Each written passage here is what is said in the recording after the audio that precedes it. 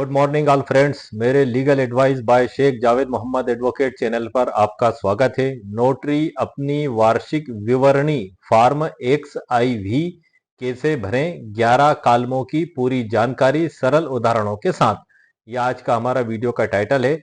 आज के वीडियो के टाइटल में हम नोटरी नियम 1956 की धारा 10 और धारा 15 पर चर्चा करेंगे। धारा 10 में वो फीसें बताई गई हैं जो नोटरी वकील साहब के द्वारा कस्टमर से ली जाएंगी। प्रत्येक वर्ष के जनवरी मास के प्रथम सप्ताह में समुचित सरकार को साल भर में जो पिछले साल उसने जो भी नोटरी के कार्य किए हैं उनका ब्यौरा प्रस्तुत करेगा।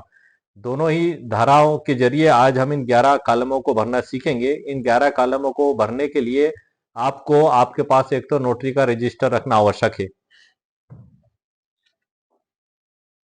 जैसा कि मैं आपको बता दूं, नोटरी रजिस्टर और ये जो चार्ट दिया गया हुआ है फीस चार्ट, ये दोनों के आधार पे ही हमारा ये पूरा फॉर्म भराएगा। बड़ा ही आसान प्रोसेस है, बड़ी सरल प्रोसेस है फॉर्म एक्स आई वी को भरने की। आप सभी नोटरी एडवोकेट हैं, आप सभी जानते हैं, लेकिन फिर भी बहुत से लोग नहीं जानते हैं, इसलिए मेरे द्वारा ये वीडियो बनाया गया है। इसकी मैंने एक ई बुक पीडीएफ भी तैयार की है जिसकी लिंक इसी वीडियो के नीचे मेरे द्वारा दे दी गई है। इसमें जो 11 कालम है, इन 11 कालमों में 2 कालम है जो 5वें और 6ठे नंबर का कालम है, उसकी अक्सर हमें जरूरत पड़ती है, जैसे कि शपथ पत्र हुआ और एग्रीमेंट वगैरह, इनकी ड्राफ्टिंग कर टेस्ट करना हुआ। लेकिन बाकी के जो कालम है, उन कालमों की तो बहुत से दफा हमें उसकी परिभाषा भी मालूम नहीं होती है कि आखिर ये क्या कहते हैं और इसका काम किस प्रकार से किया जाएगा। तो 99% इन 2 कालमों की हमें आवश्यकता पड़ती है। तो हमें सबसे पहले हमारे नोटरी रजिस्टर में उन कालमों को गिन लेना है। इनकी परिभाषा भी सर मैंने ई बुक पीडीएफ के अंदर तैयार करके रखी है, सरल उदाहरणों के साथ, ताकि हम समझ तो सकें कि आखिर ये 11 काम है किस बात के, वो भी मैं आपको शॉर्ट में बता दूंगा। अब ये आप सबसे पहले तो सर जो गिनती लगा लें इस रजिस्टर में, आप आपका जो भी है, जैसे आपने शपथ पत्र कितने किए उसकी आप गिनती लगा लें, भी आपने कार्य किए उन सबकी गिनती लगा लें। और उन गिनती में जो फीस जो हमें दी गई है नोटरी नियम 1956 की धारा नियम 10 में, उस फीस के हिसाब से उसमें गुणा करके उसकी पूरी राशि लिखना होगी। जो मैं आपको अभी प्रैक्टिकली ई बुक पीडीएफ के अंदर से दिखाऊंगा, उस फार्म का जो फार्म एक्स आई वी है, इसमें जो बुक में दिया गया है ये पूरा फीस चार्ट, ये धारा 10 में जो फीसें दी गई हैं नोटरी वकील साहब के द्वारा ली जाने वाली, यही की यही मैंने पीडीएफ बना के ई बुक पीडीएफ के अंदर कॉपी पेस्ट भी कर दिया। आपको बुक के अंदर खोल के देखने की जरूरत भी नहीं पड़ेगी, और अगर आप देख लेते हैं तो बहुत अच्छा है। और उसके अलावा उसको सरल तरीके से मैंने टाइप भी किया हुआ सुंदर तरीके से, वो भी मैं आपको बता दूंगा। और इसी के साथ फार्म एक्स आई वी को भी मैंने इसमें तैयार किया, और इसका पीडीएफ भी अलग से मैंने तैयार करके उसकी लिंक इस वीडियो के नीचे डिस्क्रिप्शन बॉक्स में दे दिए। यदि आपको आवश्यकता महसूस हो तो आप उसको ऐसे ही निकाल के आप उसको हाथ से भी भर के तैयार कर सकते हैं। तो आइए सर, मैं अब आपको आगे की जानकारी ई बुक पीडीएफ के अंदर से देता हूं। जानकारी और मैं दे दूं कि जो ई बुक पीडीएफ का जो अध्याय 1 है, उसमें सामान्य जो जानकारी दी गई है फार्म एक्स आई वी के बारे में। अध्याय 2 में कालमों की डिटेल जानकारी दी गई है। अध्याय 4 में एक्स आई वी के 11 कालमों को विस्तार से सरल उदाहरणों के साथ इसमें समझाया गया है। ये मेरी ई बुक का सबसे बड़ा अध्याय यही है सर। उसके बाद अध्याय 5 है, और अध्याय 12 में फीस चार्ट पीडीएफ जो मैंने आपको बताया वो उसमें कॉपी पेस्ट भी कर दिया, और अलग से उदाहरणों के साथ विस्तृत रूप से टाइप भी उसमें किया गया है। और इसी प्रकार इस बुक में फार्म एक्स आई वी का जो है कि फोटो खींच के भी बुक का मैंने इस पे लगा दिया। तो आइए सर, अब आगे की जानकारी फार्मों को भरने की मैं इसी बुक पीडीएफ के अंदर देता हूँ। आइए सर, लेट्स गो। आप देख रहे हैं सर कंप्यूटर स्क्रीन पर, नोटरी अपनी वार्षिक विवरणी फॉर्म एक्स आई वी कैसे भरें, 11 कालमों की पूरी जानकारी सरल उदाहरणों के साथ, आप कंप्यूटर स्क्रीन पर देख रहे हैं। और ये मैंने फोटो भी लगा दिया है सर नोटरी पोर्टल का, ताकि अधिकतर वकीलों को जिनको पता नहीं है उनके लिए ताकि आसानी हो सके कि हाँ, ये नोटरी पोर्टल इस प्रकार से दिखाई देता है। एक तरफ माननीय प्रधानमंत्री महोदय दिखाई दे रहे हैं, और दूसरी तरफ श्री अर्जुन राम मेघावल जी दिखाई दे रहे हैं। इन दोनों के फोटो भी लगे हुए हैं। ये वहीं से मैंने खींच के इसलिए लगाया है ताकि आपको पता लग सके कि हाँ, नोटरी पोर्टल इस प्रकार से दिखाई देता है। आगे बढ़ने से पहले मैं आपको बता दूं, राज्य अनुसार स्टाम्प शुल्क अतिरिक्त हो सकता है, और इसमें सुनिश्चित करें कि इसकी प्रविष्टि एंट्री आपके नोटरी रजिस्टर में क्रमांक के साथ दर्ज हो, क्योंकि विवरणी रिटर्न हमेशा रजिस्टर से ही बनाई जाती है, जैसा मैंने आपको बताया था। अब मैं इसको स्क्रॉल करके ले जा रहा हूँ सर नीचे। इसमें असिकुरणी डिस्क्लेमर भी मेरे द्वारा लिखी गई है ई बुक पीडीएफ के अंदर, और उसके बाद प्रस्तावना है। और हम आते हैं अब अध्याय 1 में हमारे मूल मुद्दे की बात पे कि नोटरी नियम 1956 की धारा 14 मुख्य रूप से नोटरी द्वारा किए गए कार्यों के सालाना लेखा जोखा या रिपोर्टिंग से संबंधित है। सरल शब्दों में यह सरकार को बताने का तरीका है कि आपने पूरे साल में क्या क्या काम किया। ये सरल शब्दों में इसको हम इस प्रकार से कह सकते हैं। इसके जो मुख्य नियम भी हैं बता दूं सर शॉर्ट में आपको कि कब देना है। हर साल जनवरी के प्रथम सप्ताह में आपको देना है। जैसे पिछले साल 1 जनवरी से 31 दिसंबर तक के किए गए कार्यों को किसे देना है? समुचित सरकार। जिस सरकार ने आपको नोटरी नियुक्त किया, राज्य सरकार या केंद्र सरकार। किस फॉर्म में इसका तय फॉर्मेट है? इसका प्रारूप X IV form X IV कहा जाता है। एक्स आईवी कहा जाता है। सरल उदाहरण से समझ लेते हैं हम कि श्री राजेश हैं एक नोटरी अधिवक्ता और वर्ष 2024 का उनका कार्य है 1 जनवरी 2024 से 31 दिसंबर 2024 के बीच। राजेश जी ने 500 हलफनामों का सत्यापन किया, 100 दस्तावेजों को प्रमाणित किया और 10 अनुबंधों को नोटरी किया। रिकॉर्ड रखना। राजेश जी ने इन सभी कार्यों का विवरण अपने रजिस्टर में दर्ज करना होता है। उन्होंने किया। रिटर्न दाखिल करना। अब जैसे ही जनवरी 2025 का पहला सप्ताह आएगा, राजेश जी को फॉर्म एक्स आई वी भरना होगा। ये किस आधार पे मैं बता रहा हूं सर आपको? क्योंकि जो नोटरी नियम 1956 है उसकी धारा 14 में यही बताया गया है। विवरण इस फॉर्म में यह लिखेंगे कि उन्होंने साल भर में कुल कितने नोटरी कार्य किए और उनसे कितनी फीस प्राप्त की। ये हो गया सर हमारा मामला। तीसरा है प्रारूप एक्सआईवी में क्या जानकारी होती है? मैं आपको फॉर्म ही बता दूंगा सर आपको। नियम क्यों जरूरी है? क्योंकि सरकार यह देखना चाहती है कि नोटरी सक्रिय है या नहीं, और पारदर्शिता भी है सर इसमें। वह ये सुनिश्चित करना चाहते हैं कि नोटरी निर्धारित शुल्क फीस ही ले रहा है और नियमों का पालन कर रहा है। और जब नोटरी के लाइसेंस के नवीनीकरण का समय आता है तो यह देखा जाता है कि क्या उसने नियमित रूप से धारा 14 के तहत रिटर्न जमा की थी। ये इस प्रकार से इसमें अब हम फॉर्म भरने पर आ जाते हैं सर। हम सबसे जो हमारा आज के वीडियो का टाइटल है, फॉर्म भरने से पहले आपको ध्यान रखना है कि इसको भरने के लिए सर जैसा मैंने आपको बताया इसमें भी लिख दिया, नोटरी रजिस्टर को अपने पास रखें और साल भर के कुल कार्यों को इन 11 श्रेणियों में बांटकर आपको लिखना है।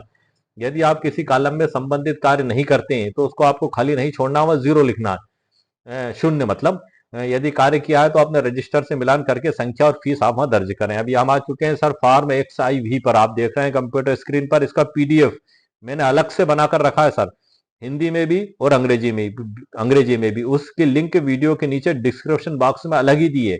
यदि आप उसको बाय करेंगे, परचेस करेंगे, तो आपको इसमें सिर्फ फॉर्म ही प्राप्त होगा। मैं उस फॉर्म को भी दिखा दूंगा ताकि उसको मैंने इतने सुंदर तरीके से और कॉलमों के गैप के साथ तैयार किया है, क्योंकि बुक में जो दिया हुआ है उसको हम भरना हमारे लिए पॉसिबल नहीं हो पाता है सर। वजह उसकी क्या होती है कि इसको जिस प्रकार से इसमें छपा हुआ है तो आधा तो सर यहाँ यहाँ दिया हुआ है नीचे, आप देख रहे हैं, और उसके बाद फिर इसके बाद दिया हुआ है फिर यहाँ पे, तो वो उसका संतुलन बिगड़ जाता है। एक पेज पे A4 पे पूरा आ नहीं पाता। तो इसलिए मैंने स्पेशली उसका पीडीएफ आप लोगों के लिए तैयार किया है ताकि वो पूरा व्यवस्थित तौर से A4 साइज के 2 पेजों पे वो आ गया है। अंग्रेजी का भी है और हिंदी का भी है, और दोनों की लिंक दोनों एक ही पीडीएफ के अंदर है, और उसकी लिंक भी इसी वीडियो के नीचे डिस्क्रिप्शन बॉक्स में मेरे द्वारा दे दी गई है। अब आप देख रहे हैं सर एक्स आई भी किसी नोटरी द्वारा प्रस्तुत की जाने वाली विवरणी। नोटरी नियम 1956 का नियम 14 नंबर 1 कॉलम है, इसमें नोटरी का नाम और पता आपको लिखना है। दूसरा पंजीयन क्रमांक है। मैं अभी सिर्फ फॉर्म से परिचित करा रहा हूं सर इसके कॉलमों से। इसके बाद मैंने सरल उदाहरण के साथ एक डेमो फॉर्म भर के रखा हुआ, उसी में से मैं आपको आगे की जानकारी दूंगा। तीसरा वर्ष के दौरान किए गए नोटरी के काम के विवरण। और ये तो हो गए सर। उसके बाद हमारे 11 कॉलम यहाँ से चालू होते हैं। ऊपर एक कार्य का प्रकार और इधर मामलों का नाम और प्रभारित फीस। मामलों के नाम में जो आपने किए हैं रजिस्टर में से आपको गिनती लगा के वो लिखना, और उसमें गुणा करके फीस जितनी भी फीस है, जैसे कि शपथ पत्र आपने किए 5, उसकी फीस ली आपने 35 रुपए, तो उसमें गुणा करके आगे उसमें प्रभारित फीस में उसको लिखना है। लिखत को प्रसाक्षित करना, आदरण के लिए संध्याय की घोषणा तीसरा कॉलम है हमारा। चौथा है अनुलिपि प्रसाक्ष, और पांचवा सर है, और सातवां इसी का जो मैंने येलो से हाईलाइट किए हैं, अधिकतर आवश्यकता इसी की पड़ती है। किसी लिखित के निष्पादन का सत्यापन, अधिप्रमाणन, प्रमाणन या अनुप्रमाणन करना। छठा है स्वीकृति या संध्या या बेहतर प्रतिभूति की मांग करने के लिए कोई वचन पत्र, हुंडी, विनिमय पत्र प्रस्तुत करना। इनकी परिभाषाएं भी सर हमें मालूम होना चाहिए, वो भी मैं आपको बता दूंगा। अभी कॉलम पढ़ के बता रहा हूँ सर मैं आपको। सातवां है हमारा किसी व्यक्ति को शपथ दिलाना या शपथ लेना। आठवां कॉलम में भारत से बाहर किसी देश या स्थान में प्रभावी होने के लिए आशयित कोई लिखित ऐसे प्रारूप और भाषा में तैयार करना जो उस स्थान की विधि के अनुरूप हो जहां ऐसा विलेख प्रचालित होना है। नवा है भारत से बाहर किसी देश या स्थान में प्रभावी होने के लिए आशयित कोई लिखित का ऐसे प्रारूप और भाषा में अनुप्रमाणन या अधिप्रमाणन करना जो उस स्थान की विधि के अनुरूप हो जहां ऐसे विलेख प्रचालित होना आशयित है। और 10वां नंबर का कॉलम है एक भाषा से दूसरी में किसी दस्तावेज का अनुवाद करना और अनुवाद को सत्यापित करना। और 11वां है अन्य नोटरी के काम। ये कुल 11 कॉलम है जिनको हमको भर के देना है नोटरी रजिस्टर के साथ। और जो है कि हमारा फीस जो चार्ट है नोटरी रजिस्टर में हमें गिनती लगाना है, फीस चार्ट जो दिया हुआ है धारा 10 में उसके हिसाब से फीस उसके आगे लिख के गुणा करके और अंतिम कॉलम में इसको हमें डिटेल में लिखना है। नीचे नोटरी का हस्ताक्षर, स्थान एवं दिनांक। अब ये आप देख रहे हैं सर तालिका 10 के अनुसार इसको जो मैंने भरा है एक उदाहरण के तौर पे ये मैंने ई बुक पीडीएफ में आप लोगों के लिए आसानी के लिए तैयार किया है। 3 अलग अलग तरीके से इसको मैंने तैयार किया है इसी के अंदर ताकि आप हर एंगल से इसको समझ सकें। यदि आपको कोई डाउट कंफ्यूजन भी होता है तो डाउट कंफ्यूजन भी ना रहे। इसमें ऊपर नोटरी का नाम और पता जैसे कि advocate Rajesh Kumar, chamber number 42, जिला न्यायालय परिसर, और जो भी पता हो, पंजीयन क्रमांक जो भी आपका यहाँ लिख दें आपका, और वर्ष के दौरान किए गए नोटरी के कामों का विवरण। यहाँ से होता है कॉलम नंबर 1 चालू, लिखत नोट करना। अब नोटिंग यहाँ पे मामलों का नाम है तो हमने कोष्टक में लिख दिया इसमें नोटिंग मामले और उसके आगे लिख दिया 05। अब यहाँ से मैं आपको थोड़ी सी जानकारी दे दूं कि इसके आगे हमने जो लिखना है हमें 250 रुपए इसमें मैंने बतौर उदाहरण के लिखे हैं। अब ये जो है लिखत नोट करना, अब मैं इसको लिखत नोट करना को आप क्या समझेंगे, ये मैं धारा 10 पे आ चुका हूँ, नियम 10 पे आ चुका हूँ सर नोटरी नियम के, फॉर नोटिंग एन इंस्ट्रूमेंट। मतलब लिखत को नोट करने के लिए इसमें 50, 100, 150 और 200 ये 4 फीसें अलग अलग दी गई है सर। अब इसमें जो है कि एक दी गई है लिखित की राशि यदि 10,000 से अधिक ना हो तो 50 रुपए, यदि 10,000 से अधिक है किंतु 25,000 रुपए से अधिक है तो 100 रुपए, और यदि 25,000 से अधिक है किंतु 50,000 से अनधिक है तो 150 रुपए, और यदि वो 50,000 से अधिक है तो 200 रुपए। तो यहाँ मैंने 50 रुपए को बतौर एग्जाम्पल इसमें लिखा हुआ है जो आप देख रहे हैं कंप्यूटर स्क्रीन पे। तो 50 का हम जब इसमें गुणा करेंगे नोटिंग मामले में तो 25 250 रुपए आ जाएगा। तो आखिरी कॉलम में हमें लिखना है 250 रुपए। ये सर हमारा कॉलम नंबर 1 क्लियर हो गया। अब इसी में कॉलम नंबर 1 में का में ये दिया हुआ और खा में इसी प्रकार से दिया हुआ है किसी लिखित के प्रसाक्षण के लिए। मतलब इसको मैं इंग्लिश में भी पढ़ देता हूं sir, for protesting an instrument. तो उसमें भी यही फीस दी गई है, सिर्फ एक कॉलम में अंतर है जो आखिरी का है, यदि वह 1 लाख रुपए से अधिक हो तो 200 रुपए। तो वो आपने यदि ऐसे कोई डॉक्यूमेंट्स किए हो तो आप यहाँ पे उसकी इस प्रकार से एंट्री करेंगे। दूसरा आता है लिखित को प्रसाक्षित करना। अब ये जो आता है सर हमारा लिखित को प्रसाक्षित करना, एक मिनट सर। अब सर यहाँ हमारा दूसरा जो कॉलम है लिखत को प्रसाक्षित करना, ये फॉर्म XIV का कॉलम नंबर 2 है। इसमें कुल 11 कॉलम है। अब मैं आपको कॉलम नंबर 2 की जानकारी दे रहा हूँ, लिखत को प्रसाक्षित करना। अब इसमें जो मामलों का नाम है उस कॉलम में हमें लिखना है प्रसाक्ष मामले कोष्टक में, और कोष्टक में उसके लिखना है संख्या 10। ये उदाहरण के तौर पे लिखी है मैंने, जिसने 500 किए हो तो 500, किसी ने 100 किए हो तो 100, और किसी ने 5 किए हो तो 5, और किसी ने नहीं किए हो तो 0 लिख सकता है। अब इसकी जो धारा 10 में जो फीस दी गई है जो मैंने ई बुक पीडीएफ के अंदर लिख दी है सर पूरी, आप आगे मैं बता दूंगा आपको, लेकिन अभी मैं आपको बुक में से बता रहा हूँ। इसमें धारा 1 की उपधारा खा में लिखा हुआ है किसी प्रसाक लिखत के प्रसाक्ष के लिए, तो यदि वह 25,000 रुपए से अधिक किंतु 1 लाख रुपए से अनधिक है, 1 मिनट सर में इकाई दहाई सैकड़ा हजार 1 लाख रुपए से अनधिक है 150 रुपए, तो हम 150 रुपए के मान से 100 में गुणा करेंगे तो 1500 रुपए आएंगे। तो हमने आखिरी कॉलम में 1500 रुपए उसको लिखा। तीसरे नंबर पे आते हैं हम, आदरण के लिए संदाय की घोषणा अभिलिखित करना। आदरण के लिए घोषणा अभिलिखित करना किसी लिखत के सत्यापन, अधिप्रमाणन, प्रमाणन या अनुप्रमाणन के लिए। तो इसमें जो मामला है सर, इसमें आदरण के लिए संध्याय की किसी घोषणा को अभिलिखित करना, ये गा कॉलम में फीस दी गई है इसकी नोटरी नियम 1956 की धारा नियम 10 की उपधारा गा में कि लिखत को तीसरे नंबर का आदरण के लिए संध्याय की घोषणा अभिलिखित करना। तो घोषणा मामले और 2 हमने लिखा हुआ है, इसमें 100 रुपए फीस दी गई है। इसमें हमने इस 2 संख्या में 100 का गुणा करा तो 200 रुपए आ गए सर लास्ट कॉलम में। अब हम देखते हैं चौथे नंबर पे अनुलूपी प्रसाक्ष। अनुलूपी प्रसाक्ष, प्रसाक्ष की दूसरी प्रति, मूल प्रति के प्रभार का आधा। इसमें जो दिया गया है इसको इंग्लिश में भी सर मैं थोड़ा सा आपको पढ़ के बता देता हूं। फॉर एडमिनिस्ट्रेटिंग और taking affidavit from any person. अब हम आते हैं सब कॉलम नंबर 4 पर। एक्स आई वी फार्म का कॉलम नंबर 4 है अनुलूपी प्रसाक्ष्य। तो इसमें अनुलूपी मामले लिखना है, संख्या 8 है।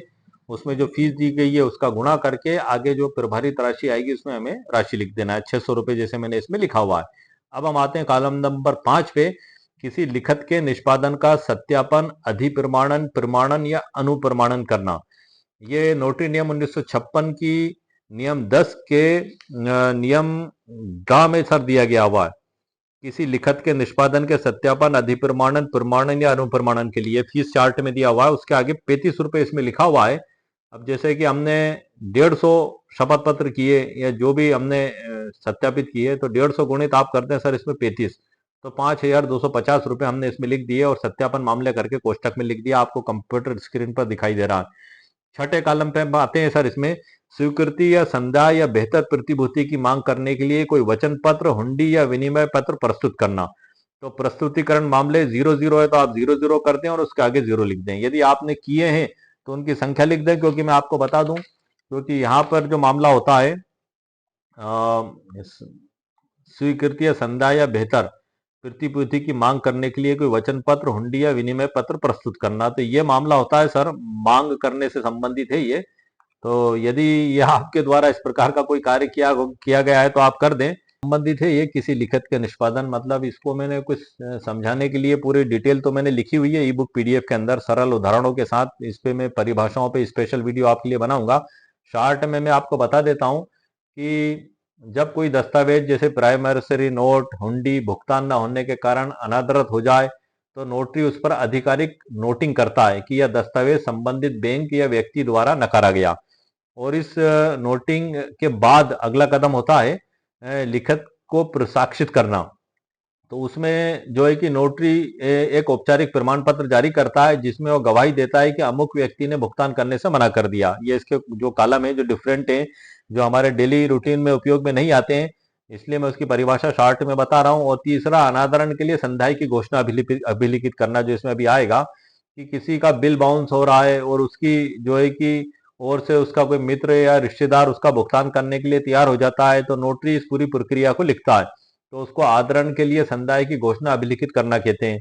डुप्लीकेट प्रोटेस्ट मतलब ऊपर दिए गए प्रसाक्ष्य की दूसरी प्रति जारी करना, उसको डुप्लीकेट प्रोटेस्ट कहते हैं।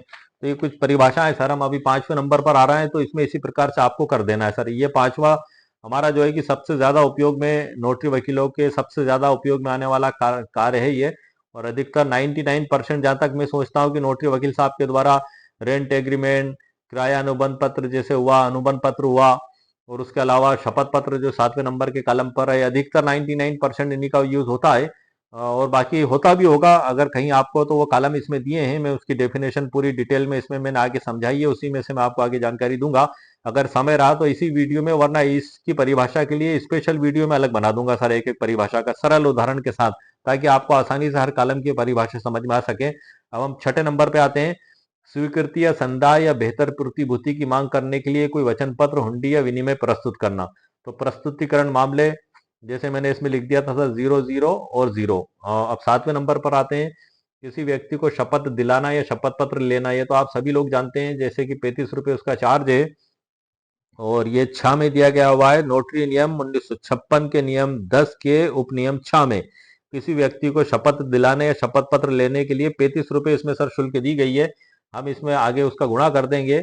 अब जैसे कि 500 गुणित 35 करा तो 17,500 रुपए इसमें आ गए, वो चार्ज हमने सर इसमें लिख दिया। 8वां नंबर है भारत से बाहर प्रभावी होने हेतु लिखित तैयार करना। तो जितनी भी आपने तैयार किए हैं वो लिख दें। लिखित तैयारी मामला 01, उसके आगे मैंने 200 रुपए लिख दिया, क्योंकि इसमें भी 200 रुपए ही दिया गया। नोटरी नियम 1956 के नियम 10 के उपनियम ज और छ में दिया गया है सर, ये दोनों।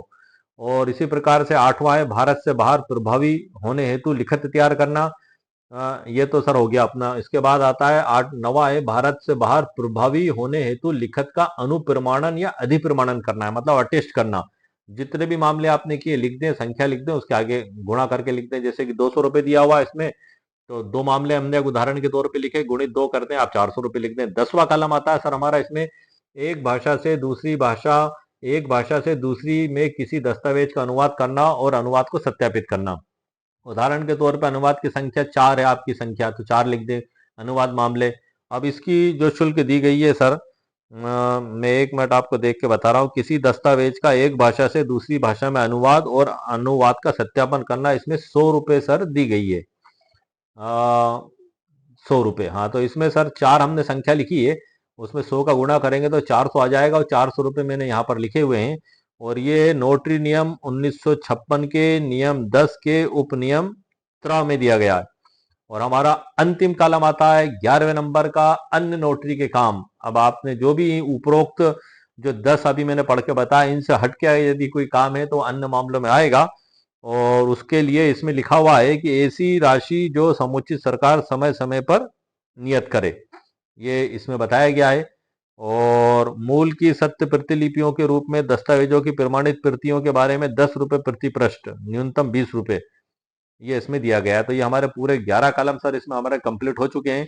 इनको भरने का मैंने आपको तरीका भी मैंने आपको बता दिया, और नीचे नोटरी के हस्ताक्षर, मोहर और स्थान और दिनांक सर इसमें लिखा जाएगा।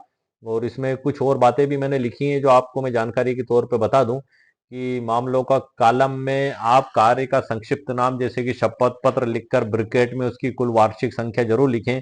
ये आपके रजिस्टर से मेल खाना चाहिए, रजिस्टर से हटके सर आपका रिकॉर्ड नहीं होना चाहिए, वरना रजिस्टर कुछ और बोल रहा है और आप विवरणी कुछ और भर रहे हैं, और जब वो चेक करेंगे वहां पे अधिकारी, तो वो रजिस्टर से ही तो मिलान करेंगे सर। और नियम 10, नोटरी नियम 1956 के नियम 10 में जो वकीलों के द्वारा फीस ली जाएगी, उससे तो आपको वही फीस लिखना है।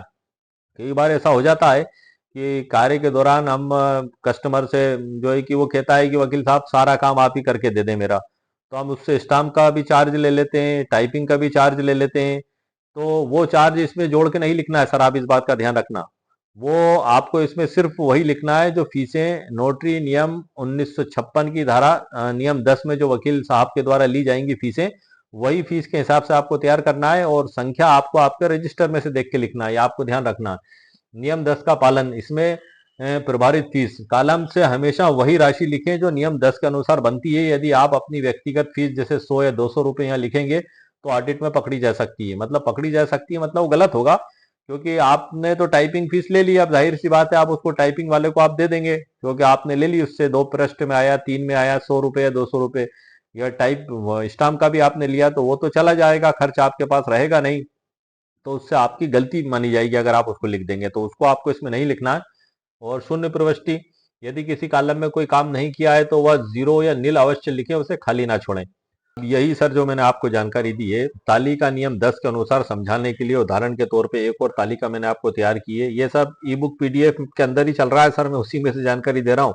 और इस ई बुक पीडीएफ की लिंक इस वीडियो के नीचे डिस्क्रिप्शन बॉक्स में मेरे द्वारा दे दी गई है, आप ध्यान रखिएगा। यदि आपको आवश्यकता महसूस हो तो आप वहां से खरीद भी सकते हैं इसे। ये उदाहरण के तौर पे मैंने इसको इस तरीके से लिखा हुआ है। ऊपर जो मैंने बताया था वो बुक में जो कॉलम दिए थे वही कॉलम थे, यहाँ मैंने समझाने के लिए अलग अलग बांट दिया है। जैसे कि आप देख रहे हैं, नंबर 1 लिखित नोट करना, मामलों की संख्या 5, प्रभारित फीस नियम 10 के अनुसार 250 और गणना का आधार 50 रुपए प्रति मामला। ये आगे मैंने लिख दिया। ये मैंने इसको इसलिए लिखा है ताकि आप समझ सकें कि वो तालिका आप भरेंगे तो आपको इस प्रकार से उसको भरना है। तो ये सारा इसमें मैंने 11 कॉलमों का ही इसमें सर लिखा हुआ है, जो मैं आपको स्क्रॉल करके बता रहा हूँ अभी नीचे। ये पूरे 11 कॉलम आ गए इसमें। अंत में जैसे विदेश के लिए लिखत तैयार करना, ये एक मामला 200 और 200 रुपए प्रति मामला आ गया सर आपका। ये 10 और 11 कॉलम इसमें हो गए सर आप।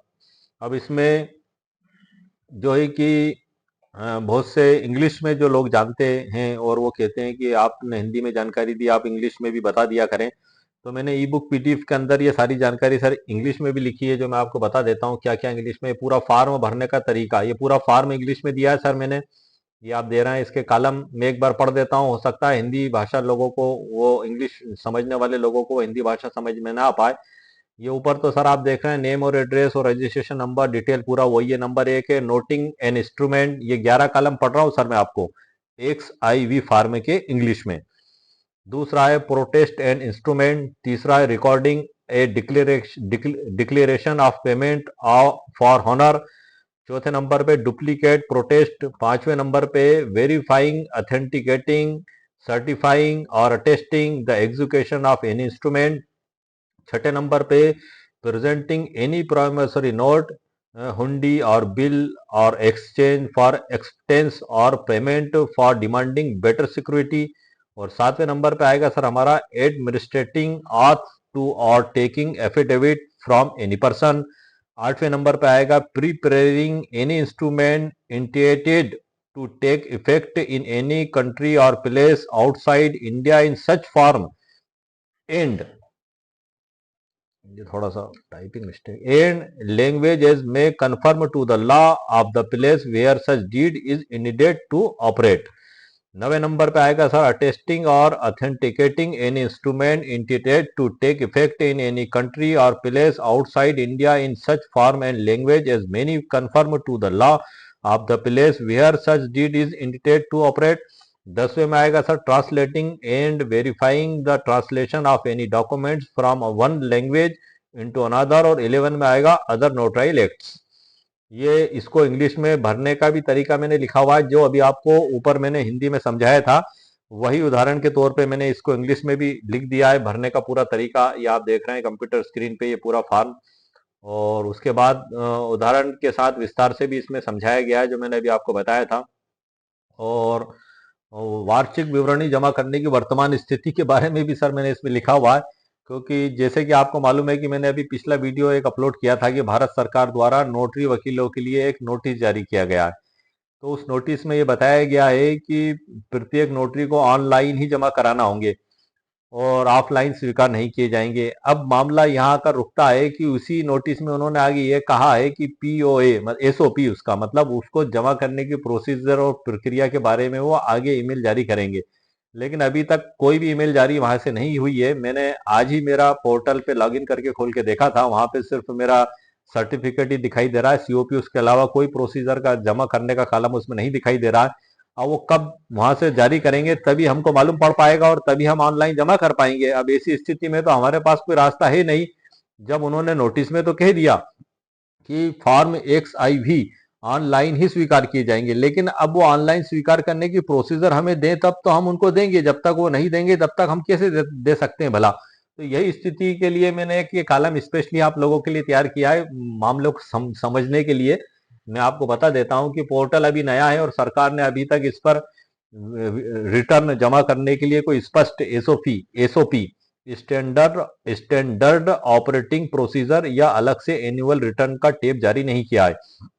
इसलिए सभी नोटरी साथियों को सलाह दी जाती है कि वे निम्नलिखित कदम उठा सकते हैं। यह सलाह है, आप सभी नोटरी अधिवक्ता समझदार हैं, आपको जैसा लगे आप कर सकते हैं, लेकिन मेरे सामान्य ज्ञान के आधार पर मैं निम्नलिखित रास्ते आपको बता रहा हूं। आप अपने विवेक का इस्तेमाल करें, यदि आपको उचित लगता है तो करें वरना ना करें। ये सर मैंने ये भी लिख दिया। नंबर 1 है प्रारूप XIV फॉर्म तैयार करें। फॉर्म आप ले लें उसका पीडीएफ मैंने वीडियो के नीचे डिस्क्रिप्शन बॉक्स में स्पेशली आप लोगों के लिए तैयार कर दिया। ये समस्या मैंने आपकी हल कर दी है। पोर्टल पर विकल्प आए या ना आए, नोटरी नियम 1956 के नियम 10 के तहत आपकी कानूनी जिम्मेदारी प्रारूप XIV तैयार करना है। इसमें वही 11 कॉलम होंगे जो इस पुस्तक में विस्तार से समझाए गए। दूसरा है वर्तमान में जमा करने के उपलब्ध रास्ते।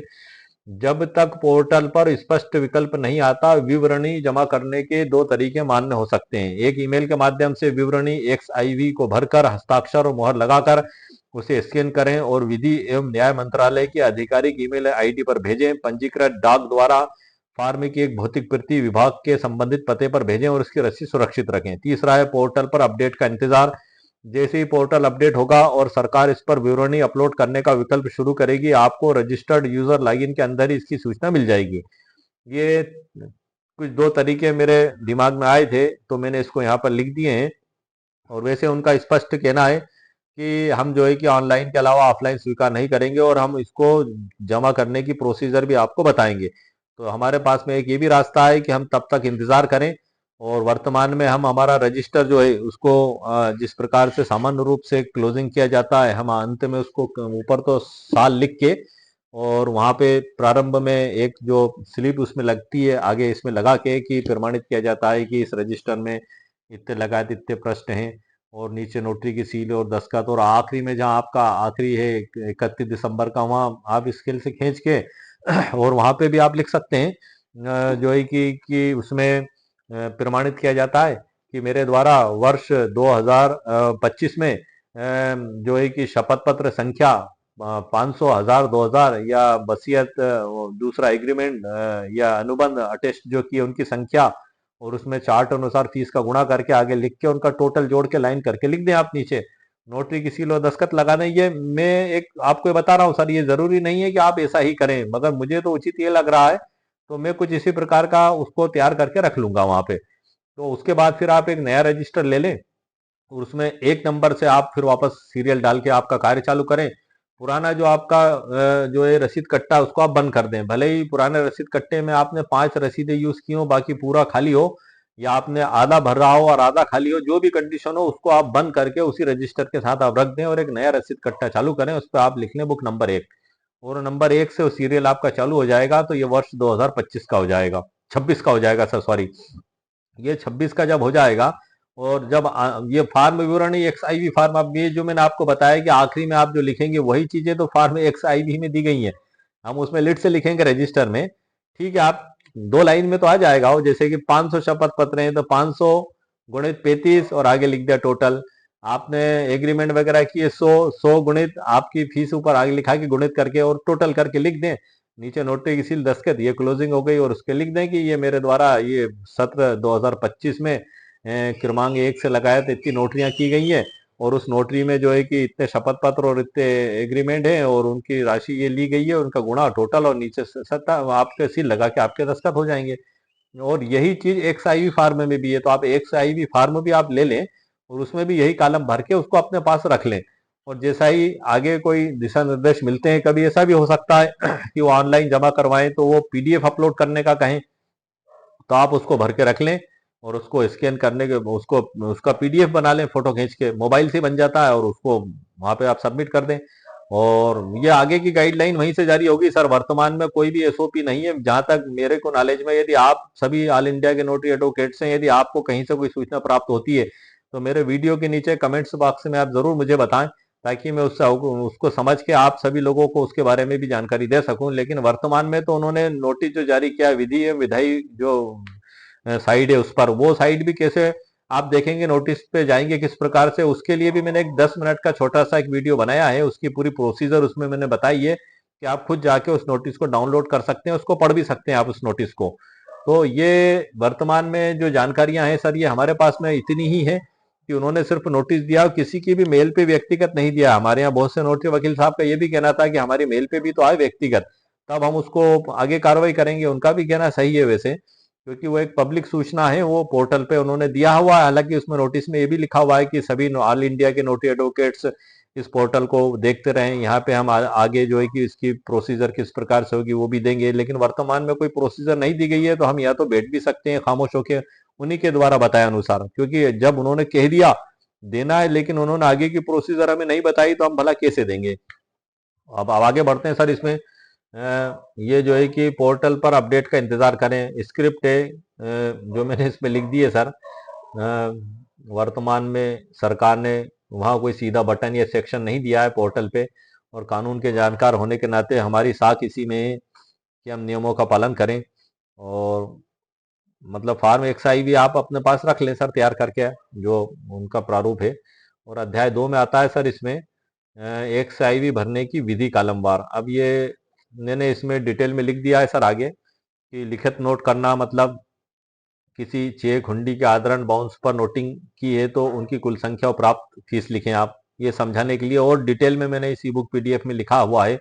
लिखत को प्रसाक्षित करना मतलब उदाहरण के तौर पर नोटिंग के बाद यदि आपने औपचारिक प्रमाण पत्र प्रोटेस्ट सर्टिफिकेट जारी किया है तो उसकी संख्या और फीस लिखें। वही जो मैंने आपको मौखिक तौर पे बताया था फार्म के अंदर से, वही जानकारी इसमें सर लिखी हुई है।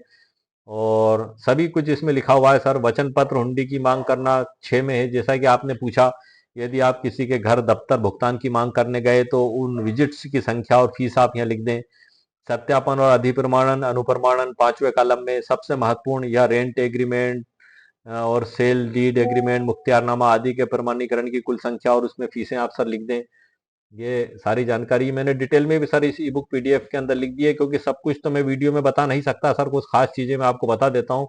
अध्याय 3 में सर जो है कि निश्चित रूप से कानून और आपके द्वारा साझा किए गए प्रारूप XIV एवं नियम 10 के आधार पर यह बताया गया है कि आपको रिटर्न के प्रत्येक कॉलम में जानकारी कैसे भरना है। उसी को इसमें फीस के साथ सर मैंने बताया, जो अभी ऊपर जानकारी दी उसमें फीस नहीं लिखी थी, इसमें दूसरे में फीस भी मैंने लिख के बताया है। अध्याय 4 में सर हमारा, मैं अध्याय से परिचित करा रहा हूं सर आपको। फार्म XIV के 11 कॉलमों को बहुत ही सरल उदाहरण के साथ समझाया गया है ताकि कोई भी आम नागरिक इसे समझ सके। अब ये जो 11 कॉलम है सर, ये ऐसी लैंग्वेज में लिखे गए हैं कि मुझको भी नहीं पता थे कि इनके अर्थ क्या होते हैं। मैं सिर्फ दो कॉलम, वो कॉलम नंबर 5 और 7 जो होते हैं, एक तो वो एग्रीमेंट को अटेस्ट करना और शपथ पत्रों को, ही दो ही मैं भी जानता था। लेकिन मैंने इस ई बुक के अंदर उनकी सरल व्याख्या सरल उदाहरणों के साथ की, और यही अध्याय सबसे बड़ा भी है सर इसके अंदर। इनके ऊपर मैं नेक्स्ट वीडियो हर एक कॉलम की सरल परिभाषा के साथ आपके लिए बनाऊंगा, क्योंकि इस वीडियो में मैं नहीं बता सकता। यदि मैंने बताया तो वीडियो सर तकरीबन 3 घंटे लंबा हो सकता है। तो मैं आपको ई बुक से परिचित करा देता हूँ। वो सभी जानकारी मैंने इस ई बुक PDF के अंदर लिख दी है। ये आप देख रहे हैं सर, इसमें ये सभी 11 कॉलम ये हाईलाइट कर रखे हैं मैंने येलो से। और उसके बाद फिर इनको सरल उदाहरणों के साथ समझाया। मैंने प्राइमरी नोट का फोटो भी बना दिया इसमें सर ई बुक PDF के अंदर, ताकि आपको समझ में आ सके कि हाँ ये प्राइमरी नोट जो एज अ वकील के रूप में आप काम करेंगे तो क्या होगा। हुंडी की कानूनी परिभाषा भी इसमें मैंने लिख दी है। निगोशियल इंस्ट्रूमेंट एक्ट 1881 के तहत हुंडी को सीधे तौर पर परिभाषित नहीं किया गया है, बल्कि इसे बिल ऑफ एक्सचेंज का ही एक भारतीय स्वरूप माना जाता है। सरल कानूनी अर्थ जो इसका है, हुंडी एक स्थानीय भाषा जैसे हिंदी, गुजराती, मारवाड़ी में लिखा गया एक बिना शर्त आदेश, अनकंडीशनल ऑर्डर है, जिसमें एक व्यक्ति लिखने वाला दूसरे व्यक्ति, बैंक या व्यापारी को आदेश देता है कि वह उसमें लिखी गई एक निश्चित राशि किसी तीसरे व्यक्ति धारक को एक निश्चित समय पर चुका दे। ये इसकी डेफिनेशन है। ऐसे बहुत कुछ महत्वपूर्ण जानकारियां सर मैंने इसमें लिखी हैं। और उसके बाद यहाँ से इसकी पूरी डिटेल उदाहरण के साथ मैंने समझाया सर, बिल्कुल डिटेल उदाहरण, मतलब ये कम से कम 2-2 पन्नों का डिटेल उदाहरण मैंने लिया इसमें, ताकि आप आसानी से समझ सकें। एक उदाहरण के तौर पे एक में पढ़ के बता देता हूं, आपको नोटिंग करना। मान लीजिए कि आपने किसी को 10,000 का प्राइमरी से नोट दिया और उसने पैसे देने से मना कर दिया। आप नोटरी वकील साहब के पास जाकर उसे नोट करवाते हैं ताकि आप भविष्य में कोर्ट केस कर सकें। आपने जो है कि लिखित नोट करना, ये कानूनी प्रक्रिया का एक शुरुआती पत्थर है सर, जिसके बिना बड़े व्यापारिक विवाद हल नहीं हो सकते। इसे और अधिक विस्तार और गहराई से समझने के लिए मैंने नीचे लिखा हुआ है लिखित नोट करना असल में क्या है। जब कोई व्यक्ति किसी व्यापारिक कागज जैसे चेक, हुंडी या प्रायमरी नोट पर किए गए वादों को पूरा नहीं करता है, तो कानून की नजर में यह डिसऑनर माना जाता है, अनादरत होना, जिसको हम निगोशिएबल इंस्ट्रूमेंट 1881 से अगर हम समझें। लेकिन सिर्फ आपके कहने से कोर्ट नहीं मानेगा। आपको एक निष्पक्ष सरकारी गवाह नोटरी की जरूरत पड़ेगी, जो यह प्रमाणित करे कि कागज असली है, भुगतान की मांग की गई, सामने वाले ने भुगतान करने से मना कर दिया या वह नहीं मिला। अब इसमें नोटरी वकील साहब क्या करते हैं, उस दस्तावेज के ऊपर या उसके साथ एक पर्चा चिपकाकर उस पर अपनी सील और हस्ताक्षर के साथ कुछ जरूरी बातें लिखते हैं, जैसे अनादरण की तारीख, यदि कोई हो, उसकी फीस, जिसे पूरी लिखा पड़ी उसकी नोटिंग करना कहते हैं। ऐसे पूरे सरल उदाहरणों के साथ, इसको आगे और भी बहुत डिटेल है सर, मैंने आपको एक एग्जाम्पल दे दिया। ये पूरे 11 कॉलमों के पूरे डिटेल उदाहरणों के साथ इसी बुक PDF में सर समझाया। मैं स्क्रॉल करके आपके लिए ले जा रहा हूँ। और यहाँ पे आते हैं सर, ये आप देख रहे हैं तस्वीर, फिर नोटरी पोर्टल का मैंने फोटो लगा दिया। यहाँ पे अध्याय नंबर 6 पे है वो, ताकि आपको समझ में आ सके। और इसमें ऑनलाइन विवरणी, इसे सुरक्षित रखना क्यों जरूरी है, रसीद, फार्म, ये सब पे सर मैं आपको पूरे डिटेल वीडियो अब आगे बनाऊंगा। आज के वीडियो में हमारा जो मुख्य उद्देश्य था, अध्याय नंबर 9 है कि ऑनलाइन सबमिट करने के बाद मिलने वाली पावती के कानूनी महत्व का समझना आपके लिए आवश्यक है। वो पूरे क्यों आवश्यक है लिखा हुआ है सर इसमें। 10 में है, XIV को कानूनी सम्मत तरीके से सबमिट करने के लिए आपको निम्नलिखित तकनीक और प्रक्रिया तैयार रखनी चाहिए। डिजिटल हस्ताक्षर की आवश्यकता, आवश्यक दस्तावेजों का प्रारूप, विवरण भरने का सही तरीका, तकनीकी समस्याओं का समाधान, ये सब कुछ इसमें मैंने रिटर्न में दिया है। और अध्याय 11 में नियम 14 के अंतर्गत नोटरी पोर्टल पर अपना पंजीकरण और ID बनाना अनिवार्य है, ताकि आप समय पर अपनी विवरणी सबमिट कर सके। कानून की सही प्रक्रिया नीचे दी गई है, कैसे बनाएंगे ID वगैरह सब इसमें सर मैंने लिख रखा है डिटेल में। 12 में है सर, XIV फॉर्म के तहत अपनी ऑनलाइन विवरणी सबमिट कर लेते हैं तो कानून यह सुनिश्चित करना जरूरी है कि आपकी रिपोर्ट सरकार के रिकॉर्ड में सफलतापूर्वक दर्ज हो गई। सबमिशन के बाद आपको निम्नलिखित कंफर्मेशन प्राप्त होने चाहिए। उसकी पूरी डिटेल जानकारी सर लिखी है मैंने कि कैसे प्राप्त होगी। और उसके बाद अध्याय 13 में, यदि पोर्टल पर तकनीकी खराबी के कारण रिटर्न ऑनलाइन सबमिट ना हो पाए तो कानूनन खुद को सुरक्षित रखने के लिए आपको निम्नलिखित वैकल्पिक रास्ते अपनाना चाहिए, वो भी मैंने सर इसमें लिख दिए हैं। और उसके बाद आप चलें तो सर कवरिंग लेटर, वो कवरिंग लेटर भी आपको बनाना पड़ जाए कभी कि वार्षिक विवरणी प्रस्तुत करने के संबंध में यदि कोई त्रुटि उसमें बन जाती है। और 14 में आता है ये कवरिंग लेटर है सर, ये भी महत्वपूर्ण है ये कि जो है कि इसमें जो प्रार्थना लिखी मैं आपको बता दूं, कभी कभी हमें जरूरत पड़ जाती है, हम परेशान होते हैं, इसलिए मैंने कवरिंग लेटर की भी ड्राफ्टिंग इसमें करके रख ली है। नियम 14 के अनिवार्य प्रावधानों के अनुसार मुझे प्रत्येक वर्ष के जनवरी माह के प्रथम सप्ताह में पूर्ववर्ती 2024 के दौरान किए गए नोटरी कार्यों की विवरणी प्रस्तुत करनी होती है। क्योंकि आधिकारिक नोटरी पोर्टल पर वर्तमान में तकनीकी समस्या आ रही है, अतः मैं सुरक्षा की दृष्टि से अपनी वार्षिक विवरणी प्रारूप XIV संलग्न भौतिक रूप से प्रेषित कर रहा हूँ। जैसे ये मैंने सर बना लिया है, कोई जरूरी नहीं है कि आप इसको भेजें वहां पे। ये तो मैंने एक जो अच्छे से अच्छा हो सकता है उसको इस PDF के अंदर तैयार करने की कोशिश की है, क्योंकि वहां से वो जो निर्देश देंगे हमें उन्हें उसी हिसाब से आगे कार्य करना है। अभी तो हम रजिस्टर को क्लोज करके नया रजिस्टर और नया रसीद कट्टा लेके अपना कार्य चालू कर सकते हैं। और हालांकि नियम जो है नोटरी नियम 1956 का जो नियम 14 उसके अनुसार तो प्रथम सप्ताह में जानकारी देना होती है, लेकिन अब हम देंगे किसको, जब वो आगे बताएंगे तभी तो हम देंगे सर, भला किसको देंगे। अध्याय 14 में है कानून और आपके द्वारा उपलब्ध कराए गए प्रारूप XIV के आधार पर यह एक काल्पनिक उदाहरण दिया गया है। इससे आपको यह समझने में मदद मिलेगी कि विवरणी के 11 कॉलमों में डेटा और फीस की गणना कैसे भरी जाती है। ये मैं आपको ऊपर से जानकारी दे चुका हूं, लेकिन इसको डिफरेंट तरीके से मैंने यहाँ भी समझाया। ये वो फीस का चार्ट है सर पूरा, मैंने देख लें आप कंप्यूटर स्क्रीन पे 10 नोटरी कोई काम करने के लिए नोटरी फीस, संदेह फीस, ये पूरा मैंने जो अभी बुक में से बताया था वो कॉपी भी इस पे पेस्ट कर दिया है सर मैंने, सेम टू सेम ये पूरा फोटो खींच के इसमें मैंने लगा दिया है। ये भी लगा दिया है, पूरी फीस तालिका का फोटो लगा दिया है इस PDF में आपको यहाँ। और उसके नियम भी है, इसको मैंने टाइप भी किया हुआ है सर, उसको डिटेल एक्सप्लेन के साथ आगे ये येलो कलर से। और उसके बाद अक्सर पूछे जाने वाले प्रश्न, नोटरी कार्य और सुरक्षा, ये बहुत से सवाल जो हमारे मन में उठते हैं वो भी लिख दिए। और ये जो हमारा फॉर्म XIV है सर जो बुक में दे रखा है, वो बुक का मैंने जो है कि फोटो खींच के उसका PDF बना के इसमें लगा दिया है। और इसका PDF स्पेशली आपको यूज करने के लिए इस वीडियो के नीचे मैंने अलग तैयार करके आपके लिए रखा है। ये सारी जानकारी सर मेरे द्वारा इसमें दी गई है। और इसी प्रकार से इसमें आगे कानूनी रूप से सुरक्षित रहने के लिए आपको 3 चरणों का पालन करना चाहिए। बहुत कुछ है सर, मैं इसमें आपको धीरे धीरे वीडियो बना के परिचित करा दूंगा। इससे मैं आपको ई बुक PDF से सर मैंने आपको परिचित करा दिया है। और ये ई बुक PDF खास तौर से नोटरी नियम 1956 के नियम 14 और नियम 10 से संबंधित है। और उसी से रिलेटेड फॉर्म XIV कैसे भरा जाएगा, उसमें कैसे गुणा करके कॉलमों को लिखा जाएगा, इसकी पूरी जानकारी इस ई बुक PDF में पूरे डिटेल से विस्तार से दी गई है।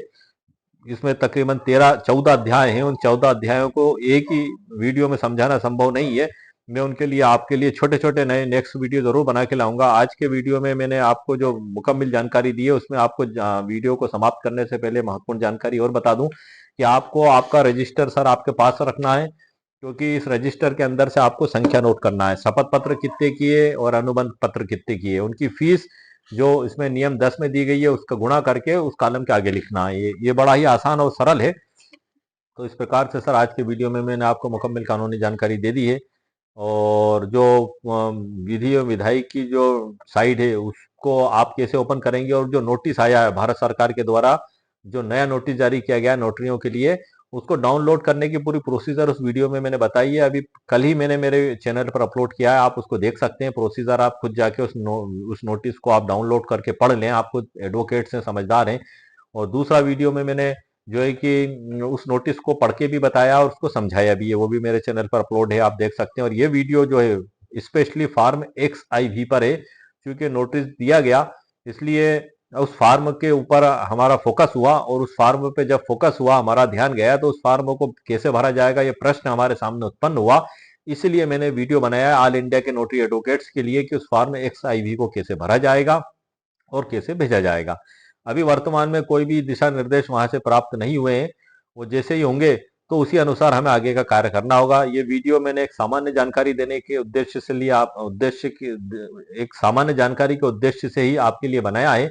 और इस पे कोई भी अमल करने से पहले आप अपने विवेक का इस्तेमाल कर लें, और आपके पास कोई बेहतर विकल्प हो तो आप उसका इस्तेमाल कर लें और मुझे भी आप बता दें।